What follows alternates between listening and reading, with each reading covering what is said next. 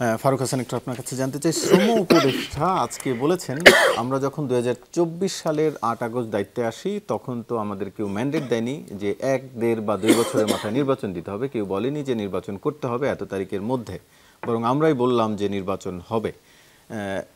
সরকারকে আসলে নির্বাচনের জন্য কি এই ধরনের কোনো শর্ত দেওয়া হয়েছিল নিয়োগের সময়?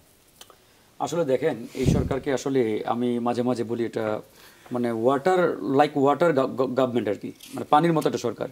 মানে এই সরকারকে যে পাত্রে বা যে রঙের পাত্রে, যে আকারের পাত্রে রাখবেন ওই পাত্রের আকার এবং রং ধারণ করে। তো এই সরকারকে আমরা সাংবিধানিক সরকারও বলতে পারি না, আধা সাংবিধানিকও বলতে পারি না, বা অসাংবিধানিকও বলতে পারি না। তো যাই হোক, সেই আলোচনা আসলে ভিন্ন একটা আলোচনা, সেদিকে গেলে আবার আরেক দিকে আলোচনা চলে যাবে। আমি মনে করি এই সরকারের শুধুমাত্র একমাত্র কাজ নির্বাচন দেওয়া না, আবার এই সরকারের এটাও না যে নির্বাচন না দেওয়া, এই কাজটাও না, বরঞ্চ এই সরকারের অনেকগুলো কাজ, অনেকগুলো দায়িত্ব এদেশের ছাত্র জনতা, আপামর জনগণ, বিপ্লবের পক্ষের শক্তিগুলো অর্পণ করে দিয়েছেন এই সরকারের কাঁধে। সেই দায়িত্বগুলো কি? যেমন ইতিমধ্যে আমরা বিচার সংস্কার এবং নির্বাচনের কথা বারবার নিয়ে আসছি।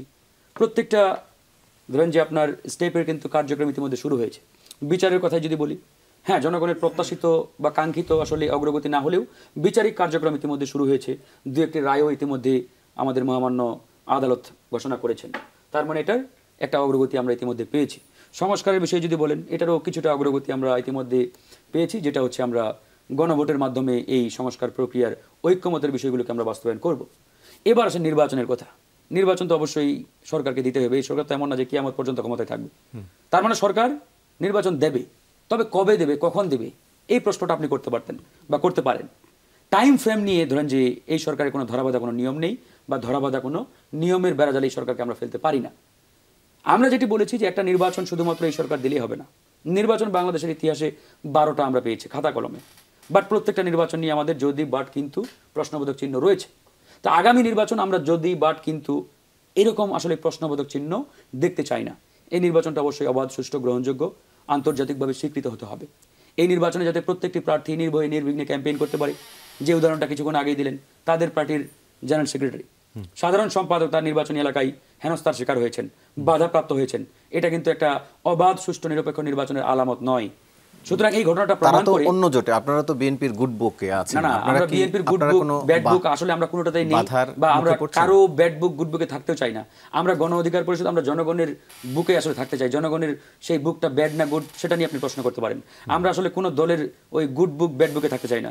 কারণ জনগণ বলা হয় যে তাকে তার দলীয় কার্যক্রম পরিচালনার জানি না, এখন আপনি হয়তো আপনার জায়গা থেকে বলতে পারেন। আমরা জনগণের গুড বুকে থাকতে চাই, ব্যাড বুকেও না। সুতরাং কারো বা কোনো একটা নির্দিষ্ট দল, গোষ্ঠী, ব্যক্তির ব্যাড বুক গুড বুক এটা আমরা আসলে চিন্তাও করি না, থাকতেও চাই না, থাকার প্রশ্নও আসে না। গণ অধিকার পরিষদ বানের জলে ভেসে আসা কোনো রাজনৈতিক দল নয়, কিংবা ফেলনা কোনো রাজনৈতিক দল নয় যে হঠাৎ করে 5 স্টার হোটেলে এসি রুমে বসে পার্টি ঘোষণা করেছি, না, এরকম না। গণ অধিকার পরিষদ আন্দোলন সংগ্রাম করে রাজপথ থেকে উঠে আসা একটা রাজনৈতিক দল। হামলা, মামলা, জেল, জরিমানা, অসংখ্য নির্যাতন, ত্যাগের বিনিময়ে আজকে এই পর্যন্ত আমরা দাঁড়িয়েছি। সুতরাং কোনো একটা নির্দিষ্ট পার্টি কিংবা সংগঠনের মানে বুক লিস্টে আমরা থাকতে চাই না।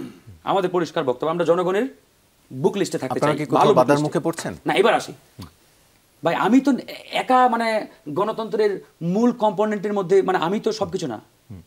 গণতন্ত্র মানে কি? প্রত্যেকটি দল মত নির্বিশেষে সবাইকে নিয়ে গণতন্ত্র, সবাইকে নিয়ে ডেমোক্রেসি। একটা নির্বাচন তো শুধুমাত্র গণ অধিকারকে নিয়ে আপনি করবেন না। একটা নির্বাচনে প্রত্যেকটা রাজনৈতিক দল, এই গণঅভ্যুত্থানের পক্ষের শক্তি যারা, তারা সবাই নির্ভয়ে নির্বিঘ্নে ক্যাম্পেইন করবে, গণসংযোগ করবে, নির্বাচনে অংশগ্রহণ করবে। এখানে যদি এই নির্বাচনে অংশগ্রহণকারী কিংবা এই বিপ্লবের পক্ষের শক্তির কোনো একটি দল বাধাপ্রাপ্ত হয়, তাহলে আমি বাধাপ্রাপ্ত হওয়া। এখানে কোনো একটি বিপ্লবের পক্ষের ব্যক্তি যদি আঘাতপ্রাপ্ত হয়, আমি ফারুক হাসান আঘাতপ্রাপ্ত হওয়া। সুতরাং আপনাকে হোলিস্টিক ওয়েতে চিন্তা করতে হবে। আপনি শুধুমাত্র আমার দিকে আঙ্গুল তোলেন কেন যে আপনি বাধাপ্রাপ্ত হয়েছেন কিনা? আমি বাধাপ্রাপ্ত হলাম না, আমার ডানে বামে যারা হয়েছে তারা বাধাপ্রাপ্ত হলো, তাহলে কি আপনি বলবেন যে নির্বাচনের গুড একটা পরিবেশ রয়েছে? নো। আপনাকে হোলিস্টিক ওয়েতে চিন্তা করতে হবে। ওভারঅল সিচুয়েশনটা কি, ওভারঅল ভাবে প্রত্যেকটা রাজনৈতিক দল।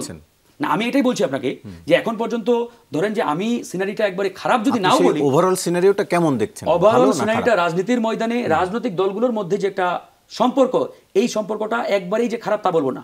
এই সম্পর্কটা আমি মনে করি এখন পর্যন্ত অনেকাংশেই ভালো। সেটা যদি আপনি পার্সেন্টেজ বলতে পারেন 90% ভালো রাজনৈতিক দলগুলোর ইন্টারনাল যে কানেকশন। তবে প্রবলেমটা আরেকটা জায়গায়। প্রবলেমটা হচ্ছে একটা নির্বাচন কন্ডাক্ট করার জন্য শুধুমাত্র রাজনৈতিক দল জনগণই সব না।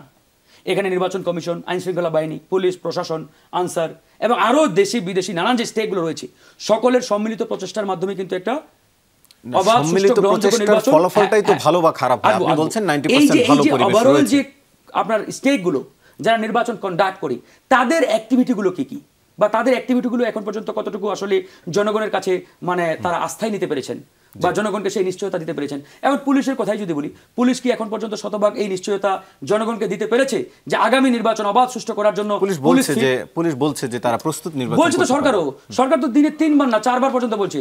সরকারের প্রেস সেক্রেটারি তিনি তো আরো এক ধাপ এগিয়ে দিনে 6 বার 7 বার বিশ্বাস করা যে ছাড়া, সকল- ভরসা করা ছাড়া আপনাদের আর কিছু করার আছে? ভরসাই তো করতে হবে দিন শেষে। ভরসা করছি, একই সাথে অবশ্যই করার আছে, কেন থাকবে না? আমি নির্বাচন, আমি আগামীর গণতন্ত্রের এক অন্যতম একটা পার্ট, পলিটিক্যাল পার্টি হিসেবে, সুতরাং আমার তো করার অবশ্যই আছে। আমি কি আমার করার জায়গা আছে? থেকে দায়িত্ব পালন ভরসা করছি। করা ছাড়া আর কি এখন করার আমি আছে? বলতে যদি আমি শুধুমাত্র গণ অধিকারকে মিন করি তাহলে তো ভাই হবে না। আমি দ্যাট মিন্স পলিটিক্যাল পার্টি, এখানে পলিটিক্যাল পার্টি হিসেবে না, আমি আসলে গণ অধিকারের প্রতিনিধি হিসাবে আপনার কাছে আপনার মন্তব্যটি জানতে চাইছিলাম।